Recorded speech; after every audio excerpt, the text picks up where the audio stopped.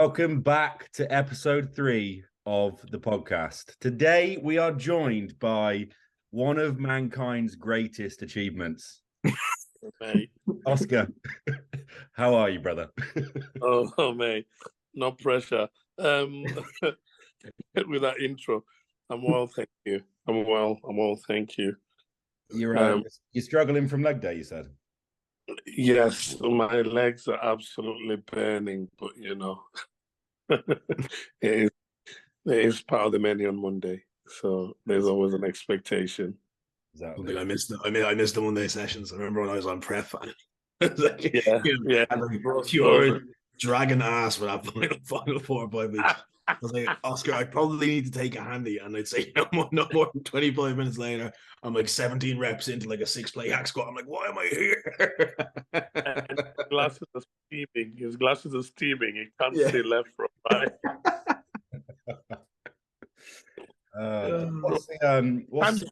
I can't see. I'm like, you don't have to see. Just keep going. What's the situation at the moment? You're deep off season now. I saw your updates the other day. You kept it very sharp as always post show.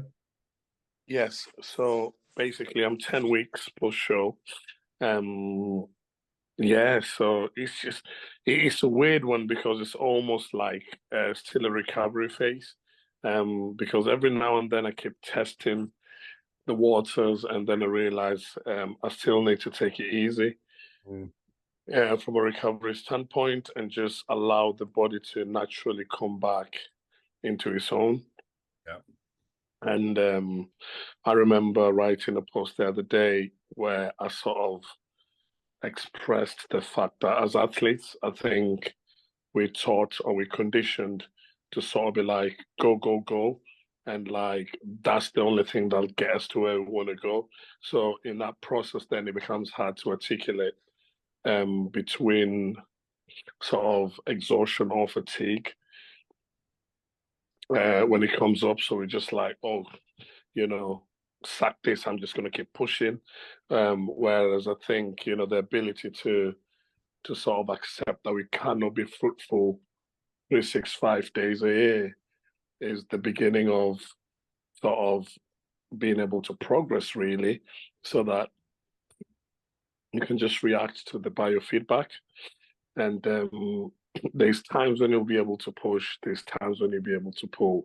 It's happened to Ross before. I can use Ross as an example because even yourself, Carl, when we were in 2019, at times you had like a good run and you got very strong. And then with that came the bill at the end, which is recovery absolutely bombs. Yeah. And, those extra rest days here, extra rest day there become very, very important. So I feel as athletes, it's important that we don't articulate exhaustion as failure, and we just know fatigue is just fatigue, and that's okay. Yeah. Did you have time off after Tunisia? Did you take any time off like properly from training? Yes, 15 days, literally. And I think that is why I am still in this position, because when I came back, I was just touching weights that I've never touched before because it was that fresh. Even though we'd sort of come back to a cruise dose, I was just fresh and I was absolutely training, just like it was easy to progress from session to session. And then obviously that accumulates, even though my volume is still rock bottom, neurally, you're still getting the same hit. So, it is fun in a way that, you wake up and it's a bit tricky because you got to know what's what. But at this moment in time, for me, if I feel a certain way, I just take an extra rest day. Yeah. I think it's one of those things as well where, like, in that post-show period, it is, whether you took the rest or not, whether you jump straight back into it, I think it's very easy to, make notable progression straight off the jump based off where you were. But I think if you can put yourself in a situation where you're like, okay, I know this isn't going to last. Like, I know there's a finality to this level of progression that I'm taking at this point straight after the show. And I think if you can kind of accept that you're going to hit a wall and then not get frustrated and almost isolate yourself from the fact that, you know, there's an inevitable pitfall in your capacity to manage that progression. But if you're constantly setting yourself up for, oh, this is amazing, I'm going to keep it going, I'm going to keep it going, I'm going to keep it going. And then you do hit that wall and you're not prepared for it, you're inevitably going to find that a lot harder and think that you're setting yourself back rather than actually almost reaping the rewards of the work that you've done up to that point, which is essentially what a deload is. You know, you've kind of earned that rest. Your nervous system is like, right, I've had enough. Chill the fuck out, you know? Yes, absolutely. You put it very, very well there, Ross. To be fair, you put it very, very well. And at that point, it's just having the humility to say, you know what? I've done so much. My body's giving me so much. It's time to give it something back.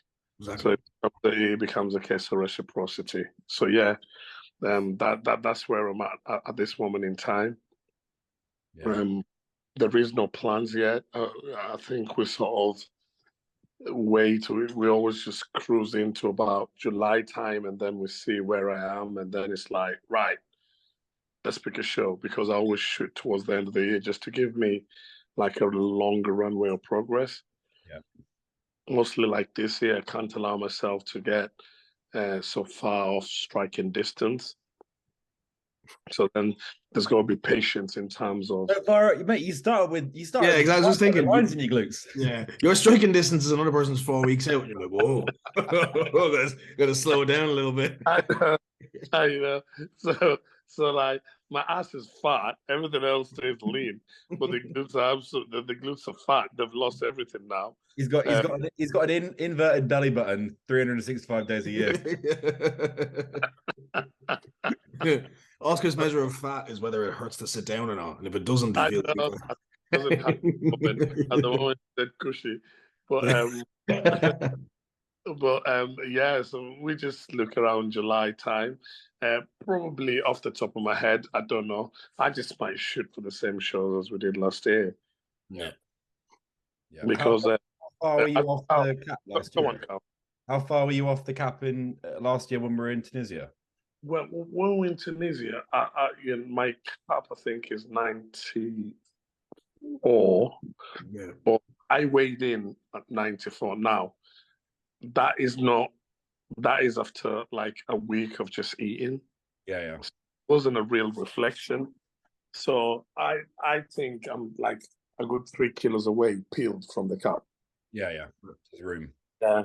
Because that obviously went to Tunisia after Romania. That week, the peak week to Romania, I was just eating normally.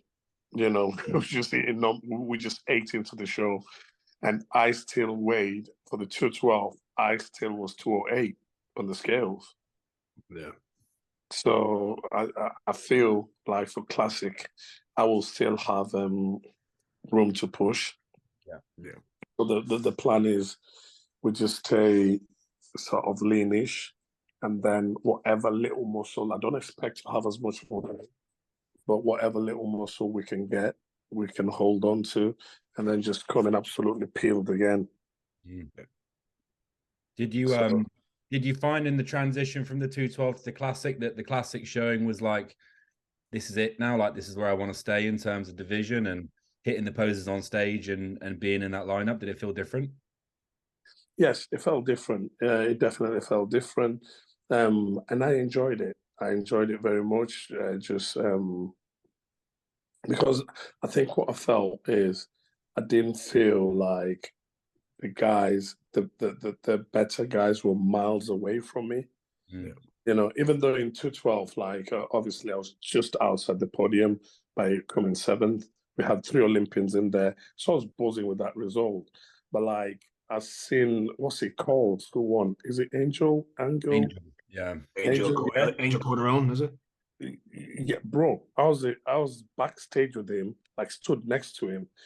The thickness, the 3D of that man is something else. You know, it's like most people don't know. Most people who aren't pros still, they don't know.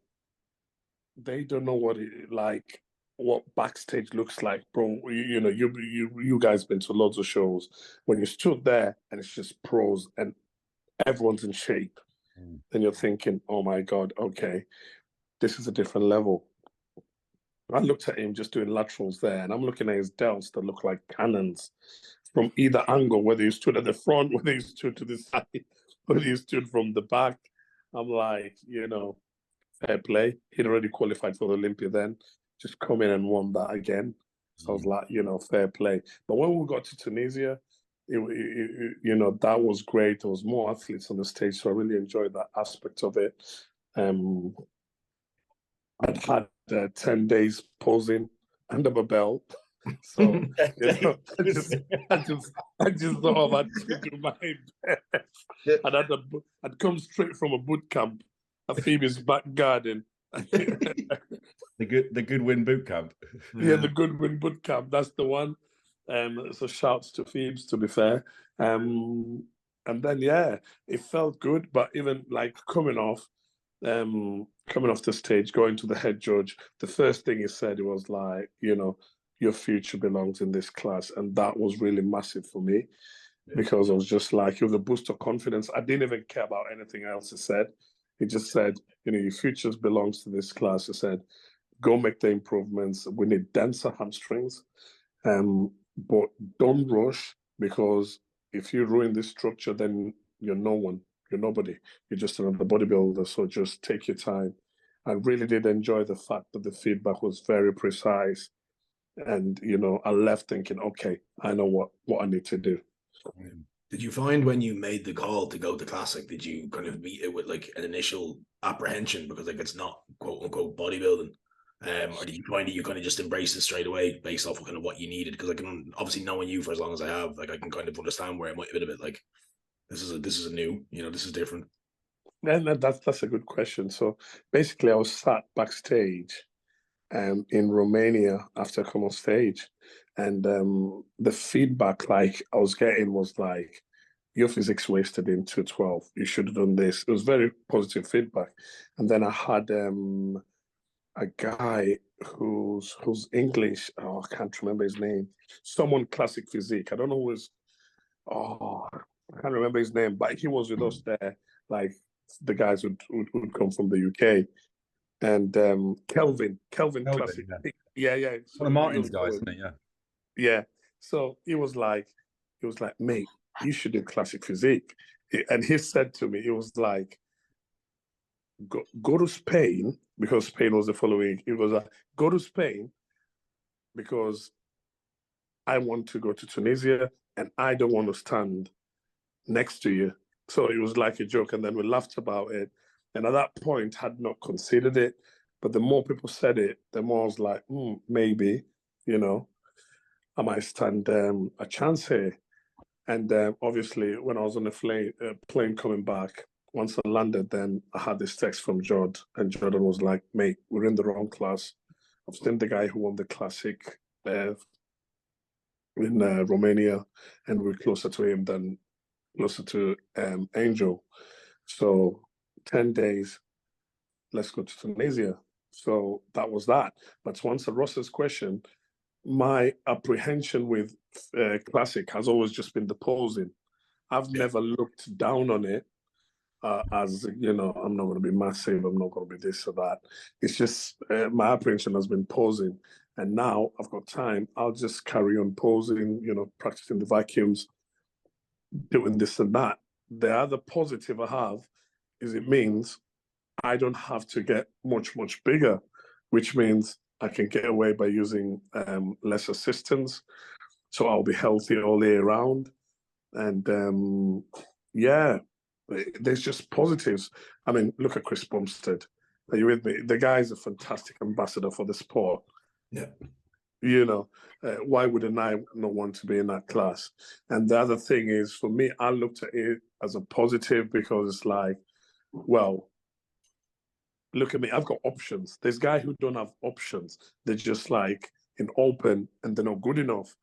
And there's nothing they can do. For me, I could literally either fight and work towards my ceiling towards 212, or I could, work towards classic physique. Or if desperate times come in, Man could rock a bud shot. Just joking. No chance. My thighs and my ass would fit in bud shot. Your ass is not fitting in a pair of shoes Can anymore. you imagine? No, your quads and your hamstrings. Be, The judges would be like, number 10, get the fuck out of here. Go for an easy Oh dear. So yeah, from that perspective, you know, it's just positives. And the other thing is, I just enjoy competing. Yeah. You know, it's not the be all and the end all. I enjoy competing. Obviously, I want to do well, but there's a lot of other things as well that we have to consider. Yeah, I think of any of those classes in the pro leagues now, the one that seems to be thriving the most in terms of limelight on it, opportunities, and you know, a class to be in to move forwards. It is classic physique at the moment. You can see that clear as day. You know, it's the 100, yeah. It's the class that's moving at the quickest rate, and it's the class that's also getting the most, even more than open now. I think in a lot of areas in this industry, getting the most hype and build up around it as well. 100%, I agree. And like last year, basically, because we really took time off the cycle.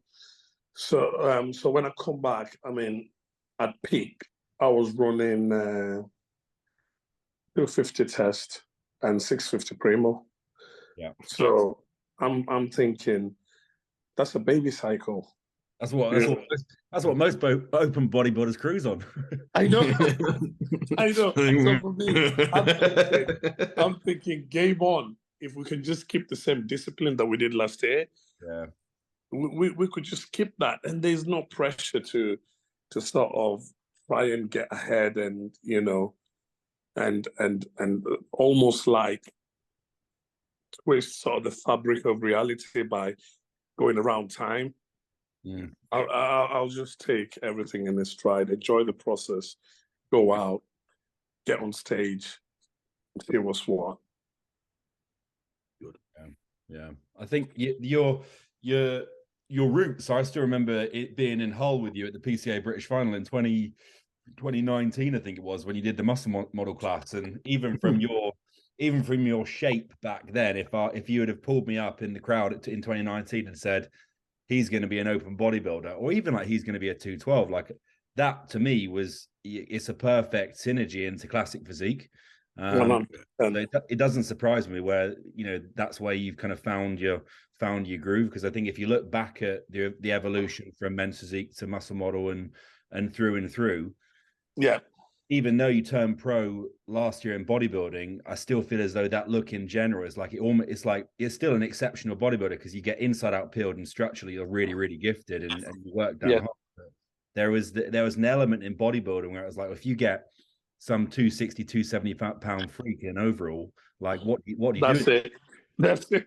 Game over. Yeah, it's true. And I think even with yourself, Oscar, like you were what at your 212 last 208, I believe, weren't you, in your first 212 pro show? And like that's only really it's only 4 pounds to play with, you know, like it's the you know, the kind of like aesthetic impact of 4 pounds, and then having to really fucking clutch at straws for the cap, you know, and then to still probably be not so much out muscled but more out structured, you know, within that class on long term, you know, when you can probably hedge your bets, stay within classic, have actually more room in the cap than you would normally have within 212, which is rare.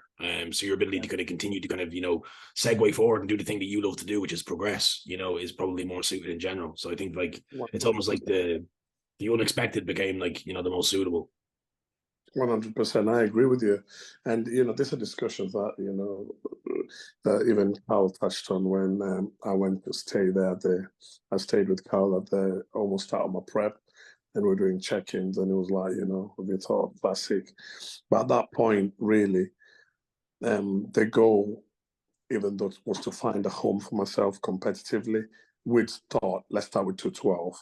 Yeah. And the way my mind thinks, I wasn't even thinking about classic. I was just focused on that 212. Once that 212 was out of the way, then I was like, right, okay, what's next? Classic, 10 days, right. What do we need to do? Polish up presentation. And off I went into the Goodwin camp. But other than that, you know, it was always one thing at a time. And we achieved that by finding Classic. And, you know, we had a good time in Tunisia. There was myself, there was Cal, there was Hader, Hannah, Magic. So, you know, these are the things that are also important for me, you know, as the journey continues. We're just making memories. That was a particularly eventful trip.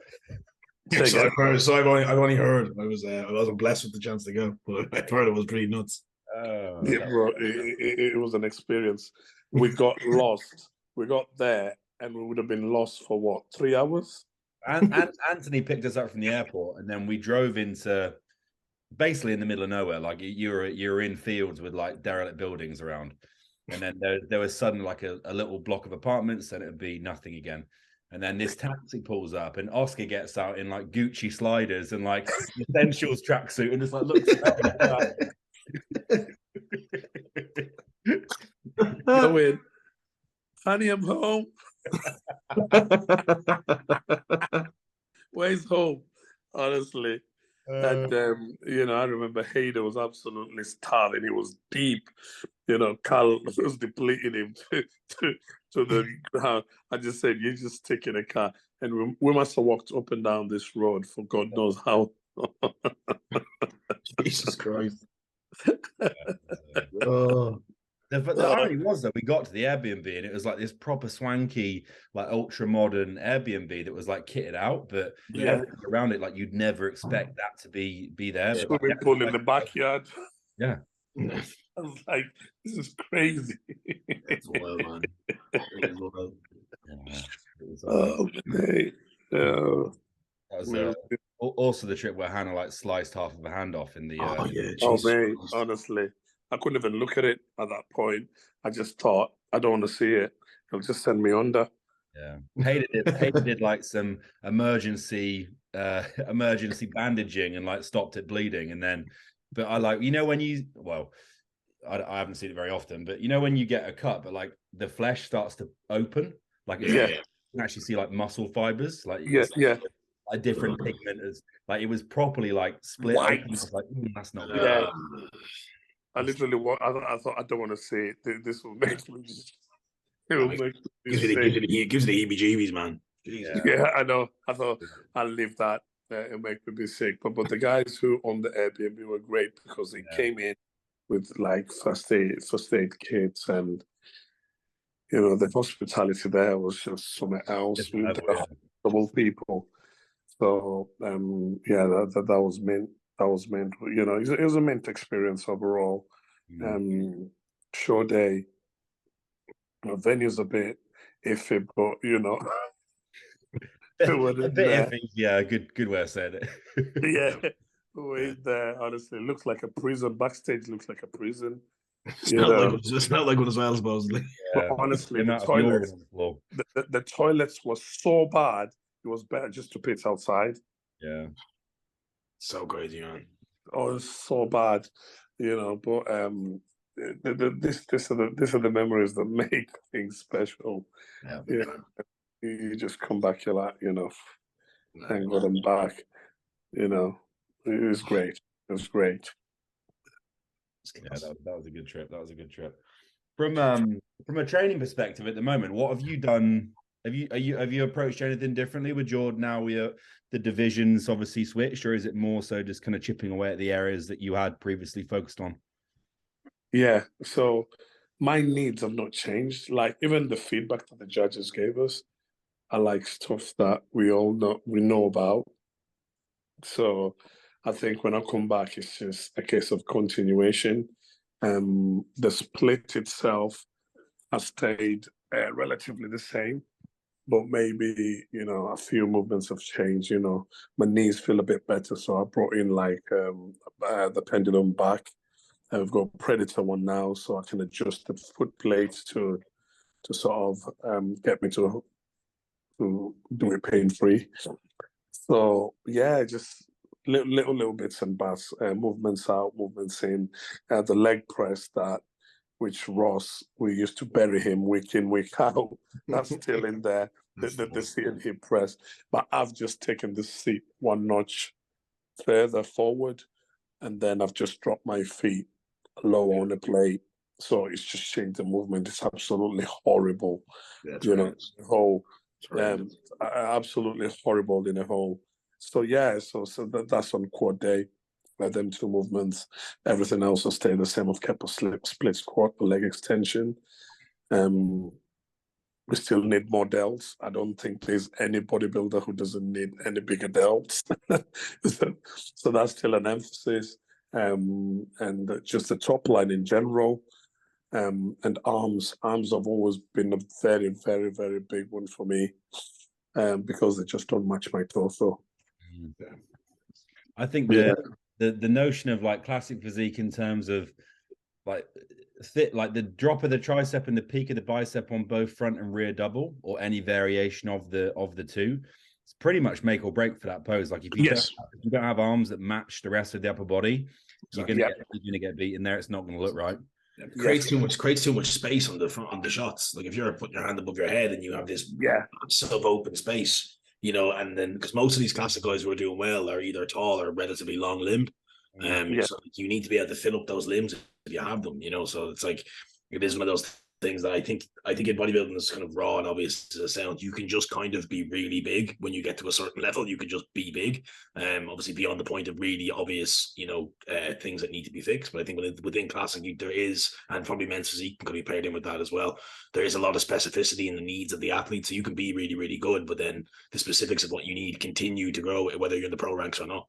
You know, like you have to continue to kind of work towards being at a higher standard of, you know, the top like 30, 40 classic guys are all unbelievably good. You know, like it's, you know, it's one of those things. And then obviously the skill gap within open bodybuilding, you know, once you kind of get out of that top 15, maybe even top 20, not to insult anyone, you know, the caliber dramatically drops down, you know, out of the kind of, you know, and with classic, it's, you know, everyone obviously, but Steve-O takes up the top 25 spaces himself. But I think beyond that, now there's like maybe the 30 guys who are really, really, really good. Yes, 100. But you know, and it's important. It's interesting you say that, Ross, because okay, let's take two of Carl's guys who are doing well. Let's take Mukhtar and let's take Valentin. Are you with me? They're very, very both compact guys. So there is no gaps. There's no gaps anywhere. And then adding into their posing and everything, because they've nailed posing massively. It's just, there's no gaps. And this guy who won in Tunisia, he'd already qualified for the Olympia. Literally, you know, and I know it's a case of if, but if he wasn't there, Mukhtar would have been in the Olympia, basically. You know, because he was battling for a very, very close second. But the judges, there's no way they could have let him beat this guy, because then it would have not made sense. I feel that. Yeah, I get that. It was similar to when we had when we went over to France for Craig, Seam, who else competed? I think Geordie, Kerry, and Mark. And when Mark did against Mark competed against Patrick Johnson, and obviously Patrick had just come second at the Arnold the week before. And then they were 1 and 2 in like last on stage. Everyone else called out, and then it looked like it was Mark winning in terms of like how they were moving around. But then obviously in the back of your mind, you're like, does 5th place at an Arnold beat 2nd place at an Arnold a week after? No, it won't make sense. There'll be big questions asked. What's changed in that time? So I can definitely see that for sure. I can definitely see it. But again, you need to, I'm always a firm believer that you need to be like Murat in the Tunisia show. It's just, you know, if that's your pro debut, it's like you just got to earn your stripes now. It's like you got to take those in your chin before it starts to play in your favor, because I'm sure that Walid had that multiple times in a row when he first turned pro. 100%. And like the other thing that I always say is like, you know, like for someone like Murat, it's like that's good, you know, and it's hard to take because it's a close second, but it's good because if you won too early, then there's something to be said about that. 100%. Really. So you just want your win when the time is right. So when he proceeds, he's not left in the shadows as well. It's like, I got to Las Vegas, never even did a routine or anything. I was just in the shadows. He comes back and it's like, you know, I'm not sure about my first time there. But like you said, Carl, if he just carries on earning his stripes, which he will, then it's just a matter of time. For sure. I think it's like, it's looking at that entry into the pro league as the similar basis of entering into the amateur leagues. You know, like if you don't lose with the win, you lose with the awareness of knowing what you do need to do to go and get a win. Yes. It's the exact same thing when you're in pro leagues. You know, it's very, very rare that somebody comes in and pulls like a Michael Crizzo and, you know, comes in and qualifies Olympia immediately, but he was already acting as a pro within the elite leagues. Yeah. It's the exact same mindset you need to be in. It's like, I'm walking into this season to just see where I'm at and see if I can edge forward. And, you know, if you can, you know, box clever across the season and bag yourself a qualification, okay, cool. But like, if you're going into your first show expecting that this is going to be the one that takes me to Olympia when you've just entered into the pro leagues, you have another thing coming in terms of, okay, maybe it's an opportunity and that will happen, but having a certain level of, you know, just reassurance in yourself to know this isn't just me walking in here, just, you know, taking this for the win because I'm good at what I do, because you're about to go up against people who, where previously when you maybe got your card, you overshadowed 60-70% of the athletes in a, you know, on a massive basis. Now you're coming in to try and edge close by a percent. You know, somebody's off in condition and you're holding a little bit more fullness. Okay, maybe that's going to be something you're going to do. You're not like miraculously jumping forward in these leagues. You're edging forward. You know, you're trying to really just edge somebody out very, very briefly to the point where you can get that win and they can't. 100%. 100%. So, like you see, everything you say just boils down to a bit of humility and knowing I've only just walked into the building and my place, whatever it may be, is fine. It's okay.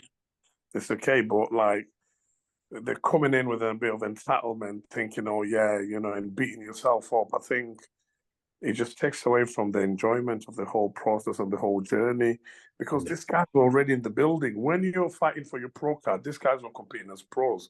You can't just expect to come in and go, right, I'm here now. All of you back to the queue. I'm front. You can't. You have to be very, very good, like you said, and that's it's a one-off. But if you just come with sort of, you know, I'm just going to enjoy this because as you start as an amateur, you start at the bottom, you work yourself way up, you know, into the qualifiers and this and that. You win your pro card, but as soon as you go into the pro ranks, you come back down, back into the line, and you go start that journey that you had during the amateurs again, afresh. Yeah, you know, I mean, look at Mark. And Mark is phenomenal. Yeah, for sure. Do you know what I mean? Mark, like, he's a phenomenal athlete, gifted genetically, worked hard, had Carl guiding him.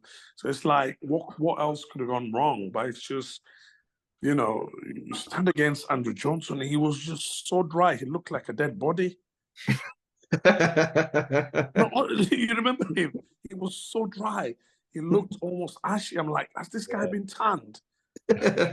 I'm looking at him. We were when we were backstage in the France show. He just glazed up with Vaseline.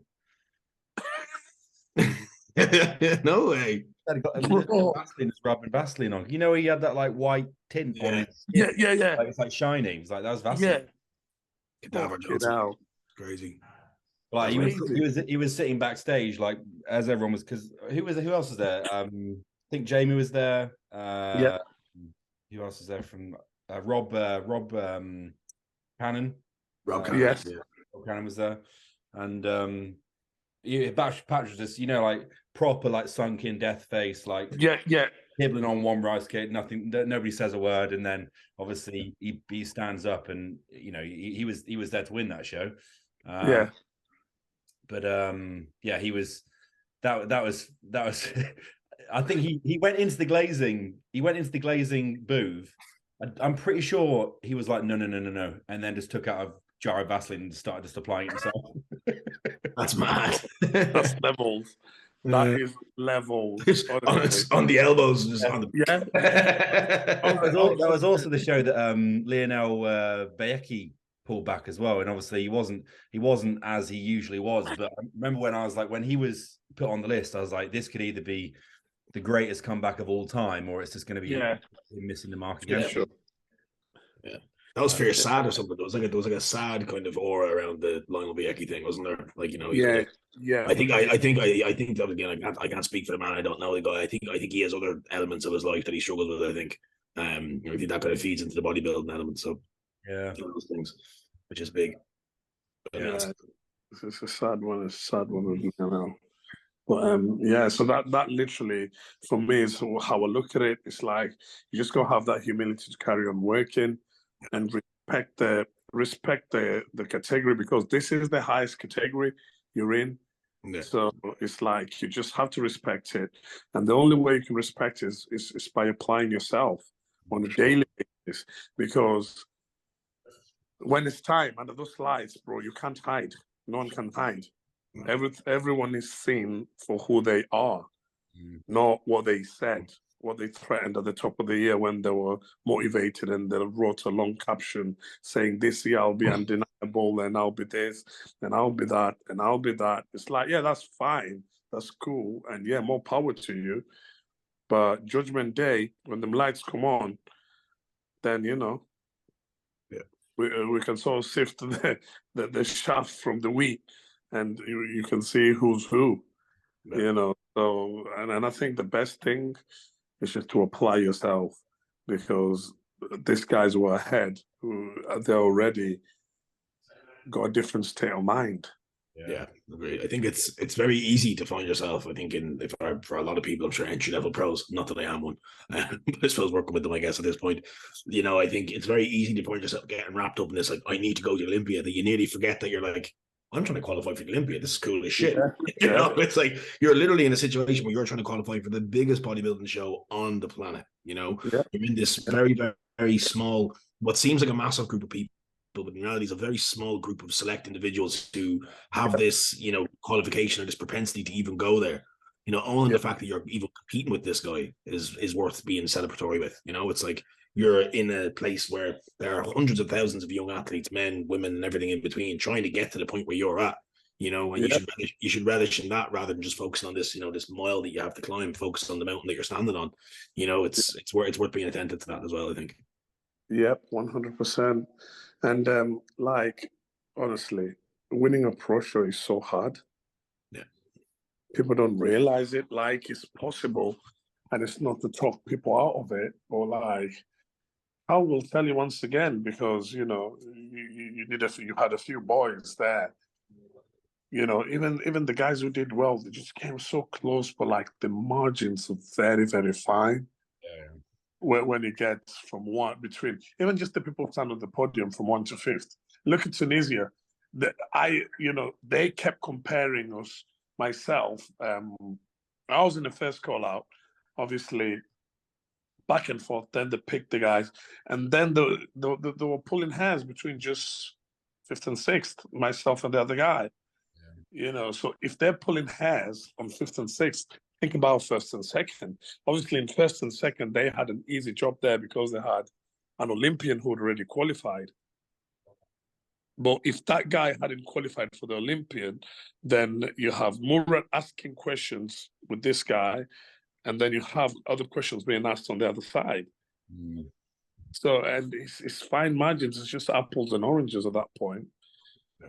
I think even more so now in terms of the point system going, because that point system was a little bit of a lifeline for people who would just hammer at the stone in terms of, if I accumulate enough shows across this season and do well enough, then I could qualify. Yep.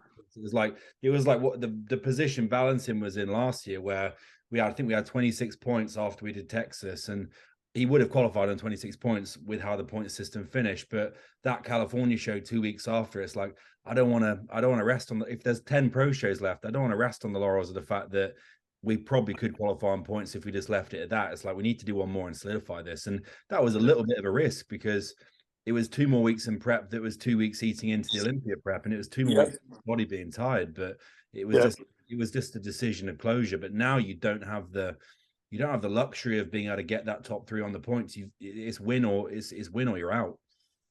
100%. It's win or you're out. So things are even going to get tighter, So, yeah, and that's more exciting. Yeah. Because then, or we go work hard, and then just be better, better athletes than the previous year. And there's no assumptions, you know, as good as you are. We always good. I put pictures up the other day, and you know, they look good, but everyone will look good when you're stood by yourself. Mm. Until someone else is put on the side of you, who then exposes your flaws, and then you're like, oh my God. You hit the same pose, and you look like you don't belong to the class, then you're like, oh, okay, then fair play. Yeah. You know, so As it boils down to work.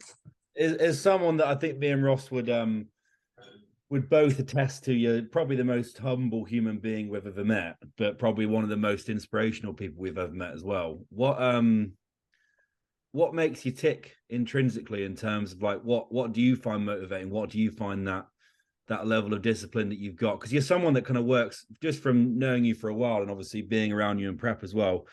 You know, you're not heavily relying on social media for self-motivation. You're not using that as a form of self-gratification in terms of blowing smoke up your ass at the start of prep. There might be an update at the start of prep and then an update suddenly a week out. You know, what goes on in your head in terms of like the longer term vision of how you say discipline, and you know, I think your values as a person probably play into that as well. But bodybuilding, I'm obviously we're not going to have time to cover your life story, but like we can go into it in terms of like bodybuilding, you know, going hand in hand with, you know, the last decade of your life, and also your kind of journey through life in the UK as well, right? It's like almost like from the grassroots, that's been part of your life, and it's almost flourished into what you're doing now, right? Right, 100%. So for myself, obviously, you know, humble beginnings to start with, you know, a story which has had a lot of pain, a lot of what's the word now? Uncertainties, if you like, you know. So the only thing that, you know, there's the realization that nothing is certain in life, only uncertainty. So it's like, okay, right. Once that's certain, then you realize you have one thing left, and that is to be better every day. Are you with me? So it's a case of how I look at it. It's just I've got what do we call it? I've got a recruitment firm in my head where there's a constant hiring and firing of different versions of myself on a daily basis. And I think I'm just so engulfed in that and engulfed in being a better person across all boards. So the focus on bodybuilding really is never on bodybuilding per se, but it sort of trickles in from the values that I hold, which is just to serve other people. Are you with me? Just to help others, to leave a positive footprint with every interaction I make. To be kind on a daily basis. And then based off that, then I feel so much like I can just go into the gym and just do anything I want to do without really trying hard. Now, I'm not saying the process is easy for me, but when I come into the gym, I'm already fulfilled by the relationships I have around me, by the people whose lives I've tried to impact. Now, I'm not going on like I'm a guru, but like that is the manifesto for me. It's just to live a life of service. A lot of this comes just from observation from how my mom lived her life, and everything that I'm trying to be is just almost like a copy of what my mother was, you know. And you know, like say for example, there was 5 of us being brought up, and then I remember we had a house help and she passed away during pregnancy, and you know we didn't have much, but my mom still adopted the little baby. And it's like she didn't have enough to raise 5 kids. So it's like then adopting a newly born baby is like, wow. I didn't think of it much then, but obviously as I grew older. So for myself, it's always like just there being selfless, living a life of service, just trying to help as many people as possible. I realized that we need a lot more encouragement in today's world. In any form, you know, people need to be encouraged. Even the people that you see on social media who are doing well, we're all human at the end of the day. So I feel I'm busy with all these things I'm mentioning here in my head. And that in turn gives me a bit of sanity when it comes to bodybuilding. So when I go into the gym, then I obviously, but because I talk to a lot of people, people say, I need help with mindset and this and that, then there comes a responsibility for me then to walk a certain way, so by default, it almost holds me, I'll hold myself accountable by the words and by the services.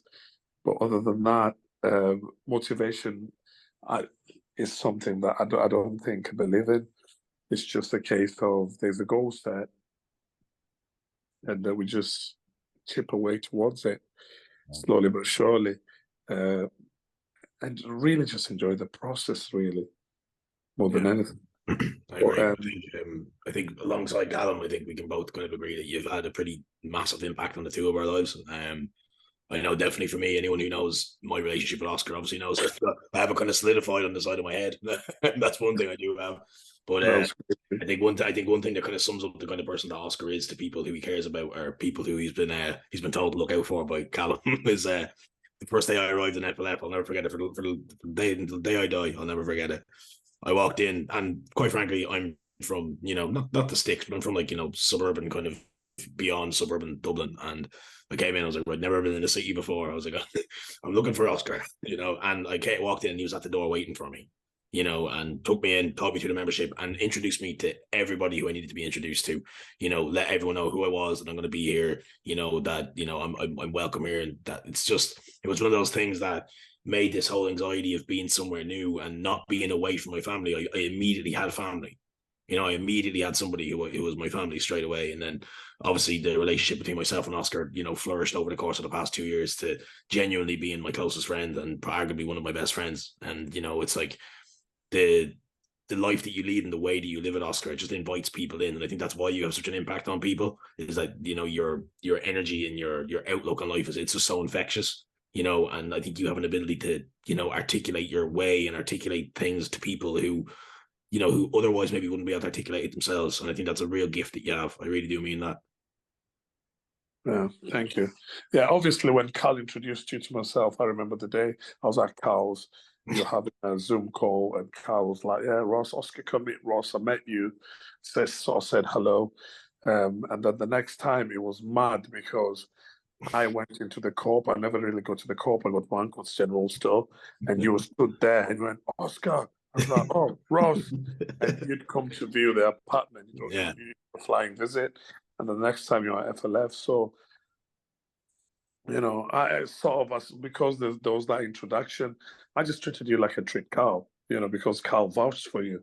So there wasn't sort of me trying to find out what sort of person is this. I thought, if Carl spoke highly of you like that, because he did, I'm like, yeah, welcome to the fold. I'm an immigrant as well in this country, from Africa. So it's like I was invited by someone, so I'm just paying it forward.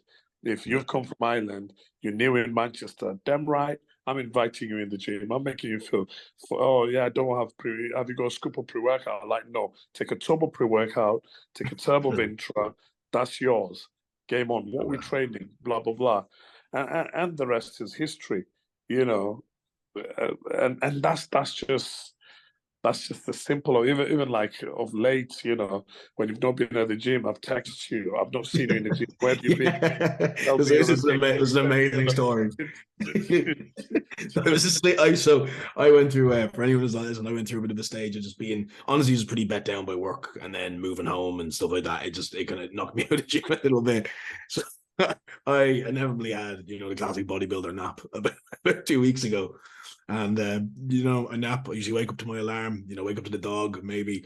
But this time out, I woke up to Oscar standing over me. Just like, get up, we're going for food.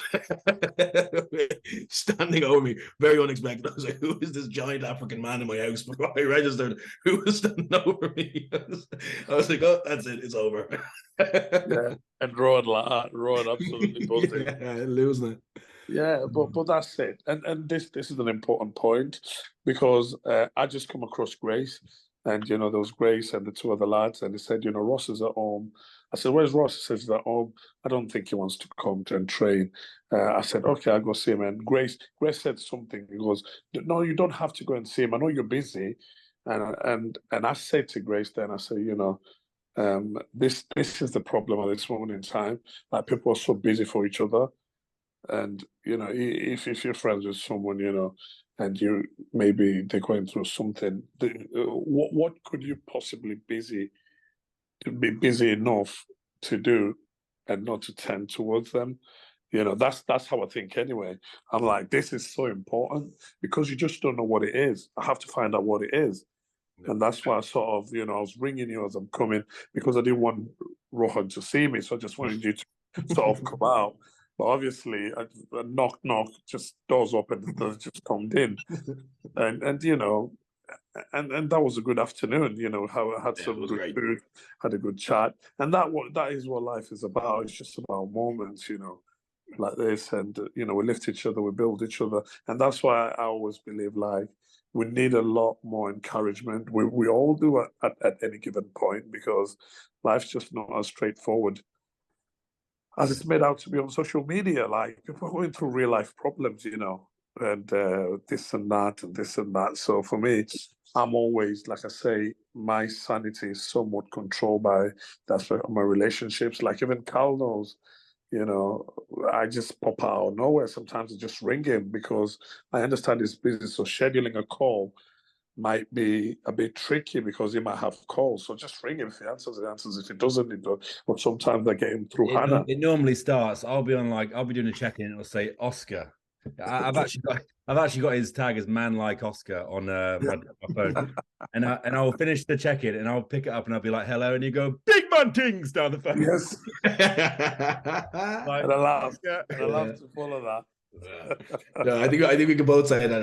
I think in times our workload is heavy, I think Oscar has definitely acted as a bit of an anchor for the two of us. I think, I can definitely see that, and it's something that's amazing, because I think when you do this job, obviously I'm not operating at the same level that Cal is just yet. I'm coming for his throne and his company at some point.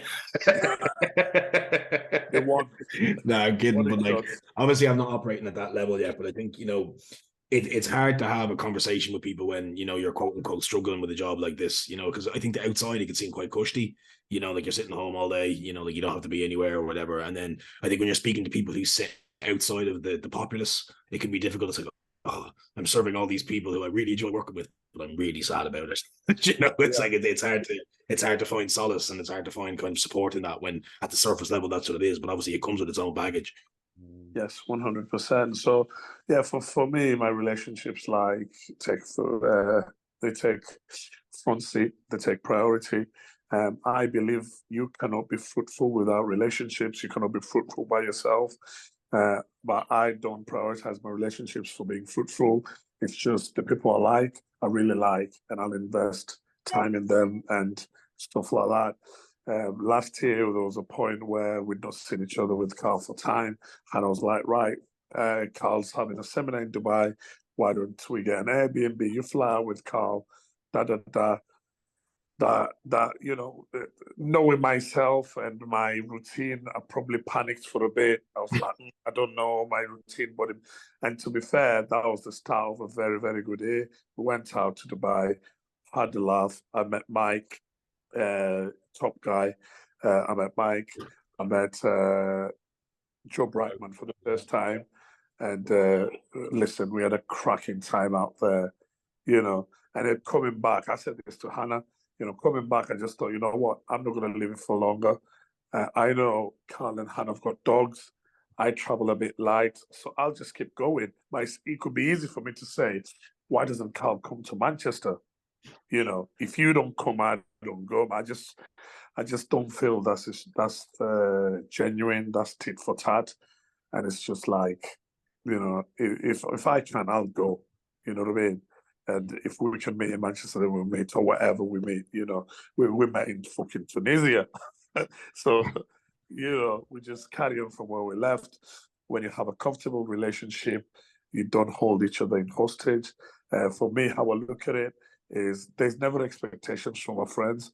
Whatever they give me, I just appreciate that. Whether it's a bit of time, whether it's 10 minutes, 20 minutes, I'll appreciate that. But when you have expectations, I just feel for me it's a bit unfair, because then, you put each other under pressure, and then people are not genuine. Then people do things as a formality. You want things to come from a good place. Yeah, I couldn't speak to you for I could not speak to you for 5 months, and then if we pick up the end of the phone, it's like we just spoke yesterday. Like, it's just one of those things, isn't it? It's you over, even especially in Manchester when we were there in 2019. Obviously, that prep nurtured a lot in terms of, and it's like, it's the same with Ross. Like, a lot of it stems from training, a lot of it stems from just putting yourself through the gutters and being there at that moment. But you played a big part in my development as a person in 2019, and also even now, like, and we'll all attest to this, where it's like you get so immersed, and I'm terrible for it. You get so immersed in your day-to-day of coaching and business and what the targets are, and those competitive goals, that Oscar's someone that does kind of pull me out of it and give me a bit of a sense back on reality, in terms of like, no, you can't, like, Hannah's on the suffering end of that all the time, in terms of like, I don't give her enough time, and I'm still guilty of it now. Like, she'll I know she speaks to Oscar when I'm not talking to her. She'll reach out to Oscar and I'll ask for advice on certain things, because it's just one of those things where it's like I get so engrossed and put blinkers on that I completely forget and get blindsided by things. And Oscar's obviously someone that gently just pushes your head in the right direction. It is. It's a gentle push. It's never a force. And I've got a good relationship with Hannah, and I'm grateful for that.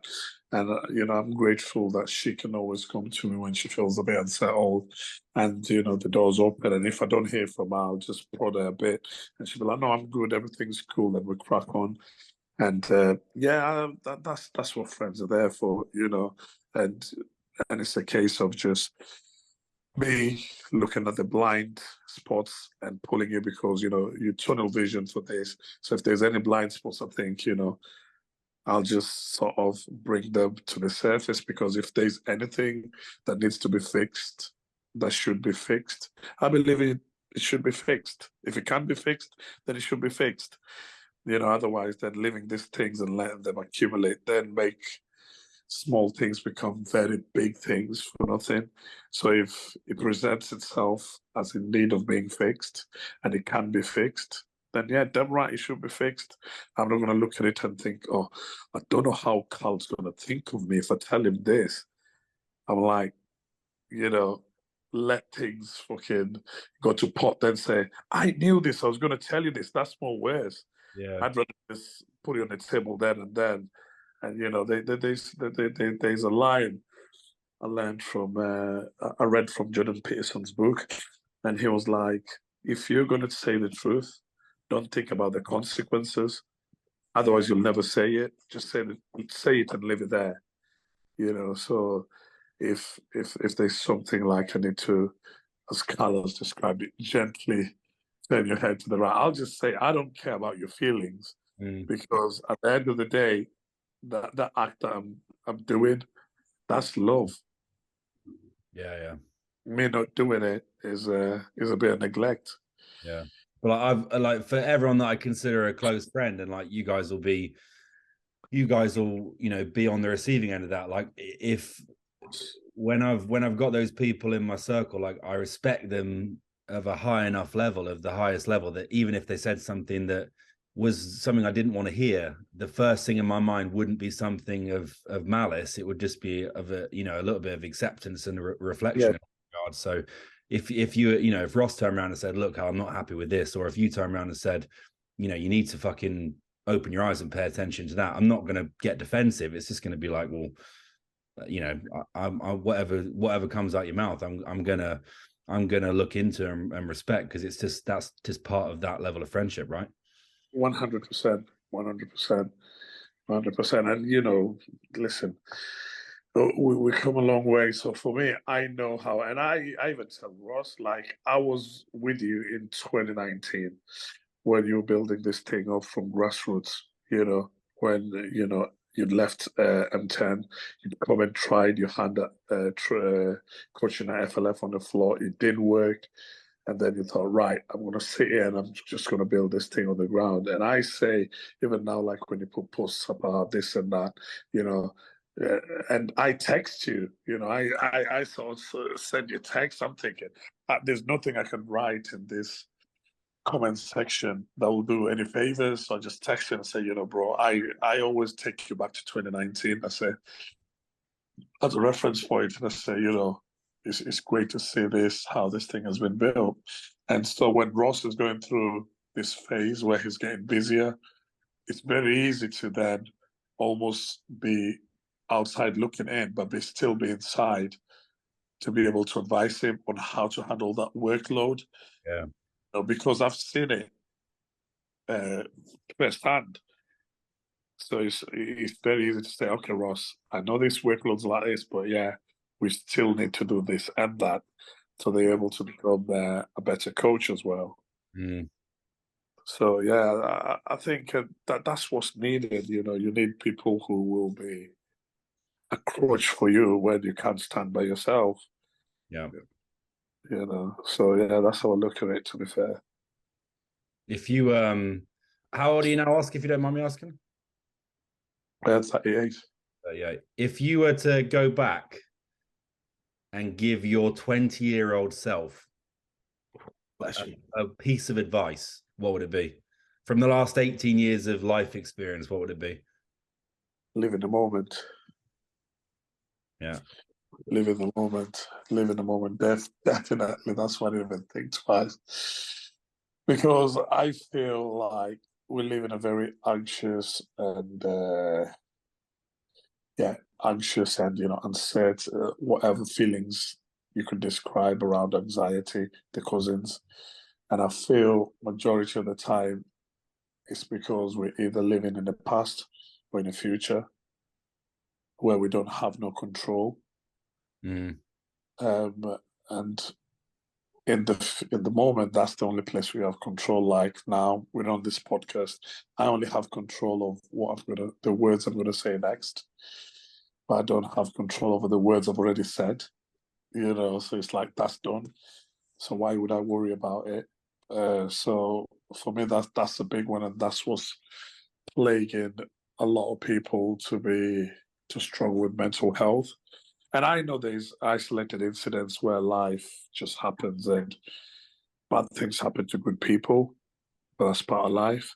But a majority of the situations, okay, even if we look like from an athlete standpoint, if you're preparing an athlete's competitive season, half of them they're already thinking about December. Yeah. Come back here, we're still in January. You still have A, B, C, D, E, and F to do. Why are you working towards a place that you're not yet? You know, and then people get overwhelmed and crumble. So for me, I feel that is massive.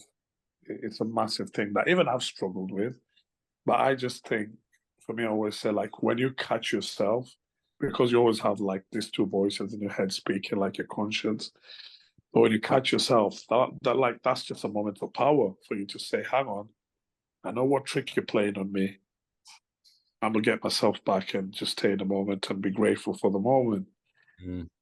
But that for me is the biggest, and just because a lot of people, like, even when you look at athletes, we speak about athletes, you know, you ask them about their experience of the last comp, and they cannot really tell you a lot because either just before the comp they were thinking of what other show they were going to do, or they were thinking about the trips they were going to have after the show. It's like, just be there, you know, and go through the motions. And then once you finish that, then okay, what's next? Then do this. For me, that I think is the biggest. It's the biggest advice I'd give myself. Just live in the moment, because that's all you got. Nothing is tomorrow's not promised. You know, I know we live in faith and we say, all right, we're going to do this tomorrow and go do this the other day and this day. But it's like, realistically, what have you got? You've just got now. Yeah. So, and now is where you've got all the power, you know. So that for me is the biggest one. And it's still a go, you ask. Yeah, I think it is very, very it's very relevant for people who bodybuild as well, because there is a certain level of you know, whether there is a certain level of sacrifice that comes with that lifestyle and competitive goals, and I think bodybuilders are innately poor at being present as well.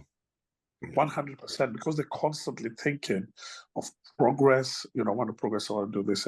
And I had this chat with Grace at some point in the season. I was just like, Grace, just stop talking about the shows ahead. Then we're going to do this show, then that show. Just focus on this one show. Enjoy it.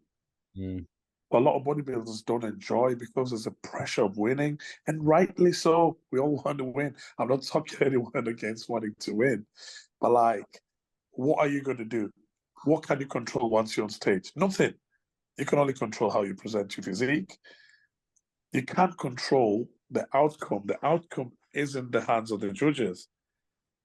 So you being nervous or thinking about the placing itself ultimately just ends up costing you anyway. So it's a catch-22. Yeah. Now, if you just went in there and just enjoyed yourself and like just had the best time, that energy transfers onto the judges' table. I remember the first show I ever did, which was physique show in Warrington. That was UKBFF days. Bro, there was 32 athletes on stage. I didn't know how to pose. I didn't have a tan. I did a Patrick and I didn't have Vaseline, but I had baby oil. But honestly, and then like back then there was like bottles of wine backstage, and you know, that was the thing to do. And I thought, is this what everyone's doing? Because the bottle of wine is going round, and you know, I just swigging it. I went on stage. I couldn't pose for anything because it was my first time. But the one thing I was very happy. And I remember as they chopped and chopped, you know, it came to top 10, and I was like, if I come 10th, I'll be buzzing. I went on to 6th, went on to top 5. They chopped it, they left top 3. I was in the battle. I was like, ooh. When they announced it, I was 2nd. And the judges said to me, like, of course, you've been awarded the way you look, but majority of this placing is just based on how happy you were. Yeah. You know, and the guy who beat me, literally, I knew him.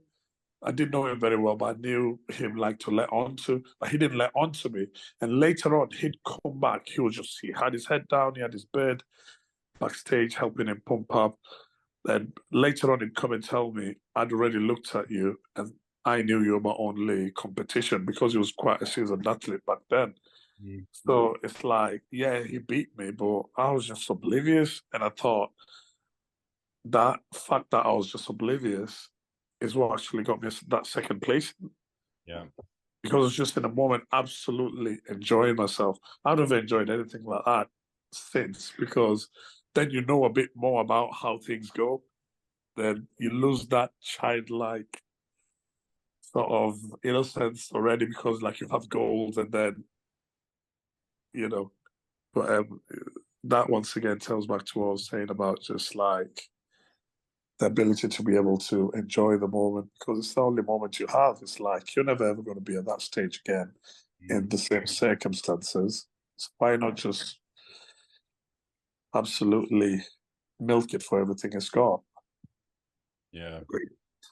I think the higher I think it goes for everything. Like the higher the standard, or the higher the target, or the higher the goal. Like if you look at, you take, for example, training, like 5 years ago when I just started properly training, like when I was at M10, for example, like I wasn't super focused on like massive business growth. I didn't really have any immediate competitive goals before I competed.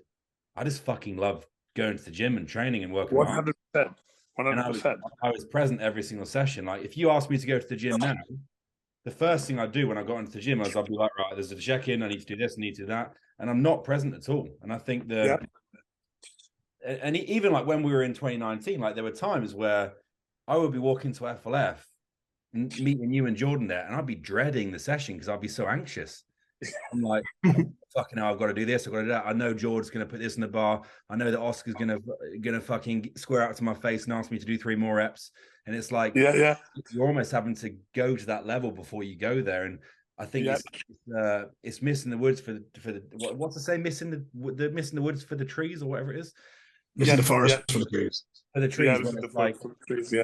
I think it's you can lose yourself. You can lose the sense of like why you started in the first place the further you get in whatever you're doing. Yeah, why you started. And this then, you know, boils back to the question you asked initially. And for me, like, the advice I'd give myself and give most bodybuilders now, mostly on your roster, who are quite young, is just, you know, I don't know who said this, but it's the saying that says, if you want to be better at what you do, just work on yourself as a person. You know, so if you want to be a good bodybuilder, just work on yourself as a person, get to know yourself, but just immerse yourself in that. And this bodybuilding then will just come as a byproduct. Things become more manageable. They don't, you know what I mean? Like, because now a lot of people, they don't even know why they're in the game. Yeah. Are you with me? And a lot of people come into the bodybuilding game with low self-confidence, and they bodybuild to build their self-esteem. And it's a very dangerous game, because then, you know, say when you post a picture online and, you know, you get a lot of attention, it's great. It's almost like a drug. But then it's like, then you get addicted to it, to that feeling of, oh, I belong to something now. But like, you can never be part of something if you still haven't worked out yourself yet. Yeah. You know. Yeah. So then you become this person who's addicted to just posting whatever content for a response.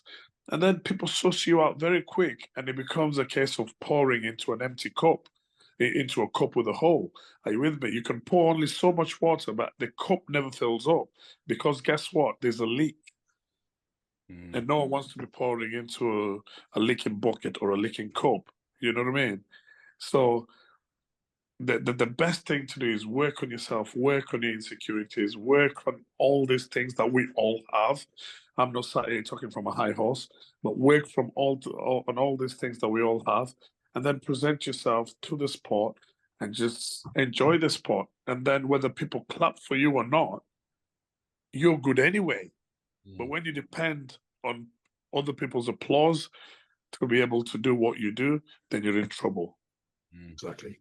It's like building your journey around the values that you think you're supposed to have, rather than building your journey around the values that you already do.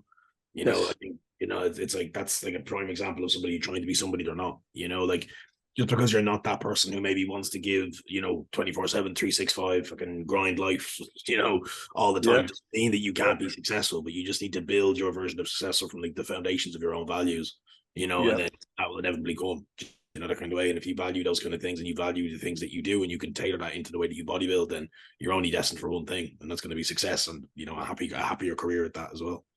Yeah, 100%. So for me, like, you know, me getting tied into living in the moment, it's just a case of really just working on yourself, going into your mind, paying your mind a visit every day, and just decluttering your mind, because our minds are bloody busy. You know, they're constantly on. So paying your mind a visit and then coming back. And constantly, the other thing I always say to most young guys, because a lot of young guys get in touch with me, is like, just revisit your contract all the time. Why am I doing this? What's this bringing to me? Everything I'm sacrificing, do I agree to it? Have I agreed to it? Or do I not agree to it? Because sometimes we agree to things that we don't agree with, you know, for any sort of reason, for pressure, for validation, for this or that. So you have to keep asking yourselves, do I actually agree to do this? Like for me, like, you know, when Jordan was coming to the back end and he was clearing his coaching and he was doing that, I was deep in the prep. And he was like, you know, to be fair to him, you know, he texted me one day and he was like, Oscar, don't worry about me and you. We'll just keep going. This is our thing. We'll take it to infinity. So I was like, oh, that was very nice of you to tell me that. But I was busy in the prep anyway. But if he turned around and he said to me, right, Oscar, I'm hanging my boots, I'd have just been like, yeah, that's cool. It would have been an easy choice for me, you know, because nothing changes. I probably might not be competitive, but the game carries on. The training, the eating a certain way, that just carries on because of the work that I've put in already to know who I am and where I'm going with the whole thing. You know, and who knows, that might then get me into the next chapter of where I need to go to, what I need to do, because there's always a belief, or I always have a belief that I've got so much more to offer than bodybuilding, you know, and when the time comes, then boom, we'll go there. Yeah. Amazing. I have to put this podcast behind a paywall, aren't I? Put it on Patreon or something. I think so too. I'm done with it, bro. That was sick. That was sick. Yeah, it's powerful, mate. It's powerful. Yeah. Ross, anything to add on that? No, I think I speak for the two of us though when I just say, Oscar, thank you for everything. Genuinely, thank you for everything. I think, like I said before, I think you've had an impact on myself. And I won't speak for Cal, but I'm pretty confident that he'd say the same thing, that it's hard to measure and it's hard to show you just how important that you've been. Obviously, they've got my picture of you, I've got my tattoo, our tattoo. You know, I think that anything that I can ever do to just show my appreciation for everything that you've done since I got here, I will. And I think the way that I want to do that, and I think the way that you'll only let me do that, is by continually working forward and you know, just staying on top of the things that you believe in, and you know that you believe in me. And I do genuinely, from the bottom of my heart, appreciate everything that you've done. I mean that. Yeah, 100%. And listen, like everything, like I've reminded you, everything that you know that I've done is just, I've not done it for you. I've just done it because it feels right. Yeah. Are you with me? It comes from a good place, and we have a friendship now that's just going to carry on going from strength to strength. Yeah. Are you with me? So, you know, massive love as usual, and you know, still hold you accountable on all fronts. You still be getting them texts. just don't fucking show up over my bed again. Yeah, I don't know where you live now, so the next thing to find out the exact. That was a tactical move. I've been ducking Oscar at my address for weeks. Yeah. What floor should we live on? Let's live on the top floor. Yeah. Don't worry, Cal. I've got loads of Irish boys in there who live with him in the same building. I'll be like, I'll just match behind them. And as they open doors, I'm just sneaking in directly to Ross's place. But listen, you know, it's all love. Even with Carl. But what people don't know is, like, in 2019, obviously I had a tough time. I was in a relationship, had a tough time. I didn't know whether it was breaking up, whether it was coming or going. And I remember Carl just going, you know, I don't know what's going to happen between you and your bed, but you know, Carl was back and forth to Nottingham to London, where he was like, "Here's a spare key. If you ever need it, just come in and don't ask anything else. You know, if I'm away, there's a key." So and that went a long way for me, because I'm someone who's also had a history of being homeless at some point when I was younger, when my mum passed away. So just like, it was a kind gesture from Carl, but for me, you know, it meant that for me cemented the relationship massively. And from there, I just thought, right, I'm going to put this guy in this place in my heart. He's invited me to his house without even me asking, without even knowing what's going to happen. He'd already made his intentions clear. Here's a key. If I'm in London with Hannah and you don't have anywhere to go, boom, just come in here.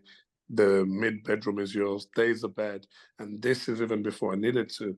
So that really went long went a long way with me. For the people who don't know, even back then, I met Carl at FLF. I don't know if Carl remembers this. And it was a seminar. I think it was Phil Learning seminar or Phil someone. Learning, yeah. Yeah, Phil Learning seminar. And this is the meathead in me. You know, we got chatting. I looked at this guy. I thought, this guy's got big legs. I thought, good, we'll be friends. Big legs. It shows, and that's my outlook on most things. The big legs. This tells me this guy's got good work ethic. So we'll be mates, Look right? at you. I had to pay Cal to be my friend. Then we're like, okay, we'll be mates, bro. The next week, I was down at M10. I remember it like it was yesterday. We're absolutely killing each other on the Smith squat. Yeah. And we really rinsed that session. You were excited to see each other again. We had a chat, and then we trained so hard, and then we didn't speak after the session. I just left him there. But that trashed. But absolutely fucked. I call it a meathead relationship. We had a proper meathead. Who's that? Who's this boy? The Thickums. Who's that playing? Yeah, man like Rowan. I remember. Yeah, I remember that session. proper I think I went to the I went to have a shower or something. We'd basically finished training. I was like, I went to get changed or something like that, and then I went back out, and Oscar had gone. I was like, where is he? Bye. I was like, he had to go. You know, and that's how we met. And you know, obviously, then for Carl to have this gesture for me when he came to Manchester, I was just like, okay, this tells me everything I need to know about this guy.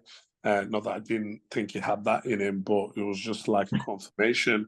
And for me, like, that's all it takes when people, you know, give me that, extend that olive branch. I just take it and I hold on to my people. And, you know, it's a relationship that, you know, you just water and it's grown. And the ceiling to where this could go, no one knows. Well, like when we moved from M10, like we moved to Manchester because I knew you were in Manchester. Yeah, 100%. I was like, who do I want to spend time with? Who do I want to train with? And it's like, fuck it, we're going to move to Manchester. And we literally just bought that flat. Hannah was like, what the fuck are we doing? Like, we just bought a flat. And I was like, we'll rent it out. We'll rent it out. And then we found somewhere in Manchester and moved. But yeah. And that's the reason, like, you were the reason I live around Ancoats, because I didn't know about Ancoats. Yeah. And then I was like, wow, why I've been in Manchester all these years and look at this. This is just like a fucking crazy nice place. And then I stayed there. And then Ross came in. So you see, everything happens for a reason. Ross came in, went to Ancoats. And then now it's just pretty much game on. Yeah. I still remember when we hadn't lived. So when I think I think we were both in prep, and you lived with me for like 8 weeks, maybe, in the house. Hannah was living down south, going back and forth, working for her dad's company. And I think about 8 weeks out, we both moved to Kent, and Oscar was living at the house. And I still remember the next door neighbor was an old couple. The next door neighbor texted Hannah and went, "Hi, Hannah. The next day we text Hannah, and it was this old couple, and it was like, "Hi, Hannah, do you know there's a black man living in your house?" Coming and going as he pleases. Coming and going as he pleases. He's like, he's just They were looking at me, and I was like, "Morning." But they're like, "Morning," but they're not sure. They're thinking, is this guy just trying to blend in? But he's a burglar or something. No, I'm part of the fold. You've just not met me. Oh dear. I said to them, I was like, it's one of my cousins that's coming to stay over here. And they're like, right, okay. All right, then. We believe it. Not. Oh dear. The African side of my family. Awesome. Happy times. Happy times. Memories. Where can we find you on socials and that, Oscar? So you can find me at young_4040 on Instagram. I'm always there. I'm always available. I love to chat about mindset. I love to help as much as I can with the battle of the mind. I have together with Carl, we've worked with a few of his athletes. Just cope on a daily basis. The sport that we're in has got a lot of pressure, but it's just sometimes it's nothing magical. It's just to really remind someone of the perspective and show them what the goal is and break down things to them, and it's great. So, you know, if you ever in need for a chat or anything, then yeah, the DMs are open. Well, guys, I can hold testament to that, because I remember for a fact that, can't remember when he told me, but I'm pretty sure Joe Brightman was driving to an airport on a holiday in Portugal or something, and then like you said, why don't you just call me? And then you had a chat, didn't you, on his way to an airport in Portugal or something? Yeah, so I texted. This was funny. I said, Joe, I've been thinking of you. So when I think of someone, like, I just text them, hey, I hope you're okay. I hope everything's fine. He goes, actually, it's not. I'm like, oh, okay. What's up? And it was, you know, he told me what happened. And I was like, right, I'm on the other side of the phone if you need me. He goes, actually, I'll take you up on that. I got a 45-minute drive from where I am to the airport. So game on. I was like, okay, let me put my headphones on. And then, you know, an hour later, he was much better, to be fair. I got a lot of time for Joe. So we're laughing about that when he came for the coaches convention, because we had a breakfast date. But yeah, for me, that's the stuff that really fires me in the heart, because bodybuilding is great, and you know, we all want to be better, and we share the same goal. But I think the challenges and the barriers we all have are in the mind, and that is something that really fascinates me. How different people think and stuff like that. So I'm not sat here thinking I can solve everything, but pretty much I love hearing what people are struggling with. Yeah. And the big thing there is the fact that you're able to listen first. Yes. Yes. And then to give a perspective after, as opposed to if somebody asks for help, normally the first thing for most people is to just force something on them. Whereas Yes. you'll just sit there and listen and then absorb it, and then just speak after. Yeah, because sometimes that listening is what they need. They actually don't need counsel. Yeah. They don't need your counsel at all. They just need that listening. So holding the space, which is something I've not always had. I've got better as I've grown older, but it's something that's come with age. And it's just like sometimes you just need to listen. And sometimes people have challenges that are not in your place to try and have an opinion about. And sometimes you just don't want to take on certain challenges. So it's like, oh, okay, yeah, I'll just listen. Okay, let's sleep on that. And then let's see what comes to the surface. And if it feels right, we reconvene again. And sometimes I've just left it. And I've been like, yeah, but still, it's been the other person's felt better just to be listened to. So, you know, as coaches, if there's any coaches here, the one thing that you can improve your service is the ability to be quiet when a client is talking and just listen. And listening means hearing what they're saying and then go into their shoes and looking at the perspective from their side, and then coming back into your shoes and then taking the stimulus that's being directed your way, which is not easy. But I think someone once said the easiest way to do that is by saying, I'll speak last. You know, not speaking until everyone's finished, and just ask what else. That line, what else, always brings something else. You know, someone could be talking for 40 minutes, then you just say, tell me more. Boom. Another 40 minutes. Are you with me? Then when they're expecting you to respond, you go, what else? What else is going on in your mind? Another 40 minutes. And sometimes you might not need to even respond. It's just like, they might just be like, you know what? I feel so good after saying all that.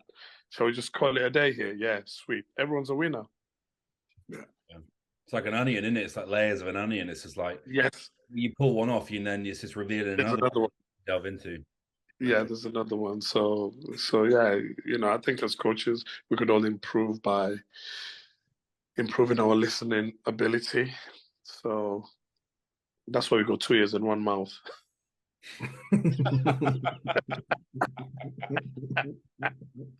It seems obvious, but you know, we got to be reminded of that. 2 ears, 1 mouth. My mum used to always tell me, because I used to chat shit, because I was the youngest, I had an answer for everything. And he used to go, remember, 2 ears, 1 mouth. That means be quiet. And if you don't listen to that, the iron cable came out. Then you'll be like, okay, I'll be quiet now. Yeah. Oh God. Yeah, it's been a good chat. It's been a good chat. Any sponsors you want to shout out? Ask any people you want to shout out? Yes, trained by JP. I'm with Trained by JP. We've been trained by JP from the start. So yeah, Trained by JP Clothing, Trained by JP Nutrition. My codes are in my profile, Oscar 10 if you want any discount. But yeah, this Trained by JP is also my coach. So yeah, absolute powerhouses. They are the reason why I am where I am today. Very grateful every day. So yeah, you can see me on the website. You can follow me if you're a member on the site. Or other than that, then yeah, that is the family. Good man. It was an absolute pleasure, mate. Thanks for giving the time. Absolutely. Thank you very much for having me on. It's an honor, and I'm very grateful. Right, guys, that was the life of Oscar, and I'll invoice all of you for that value. We're all about to make bank. Yeah, respect, brothers. I was respect. like, when I said to Oscar, when I said to Ross, I was like, we should get Oscar on the podcast, because I guarantee you, we'll bring up anything to do with anything, and there'll be so much value in whatever he says. It's like it's just absolute gold, absolute gold. Yeah, incredible, mate. Incredible. Thank you. I appreciate it, bro. We'll speak soon. Thank you. Love you guys.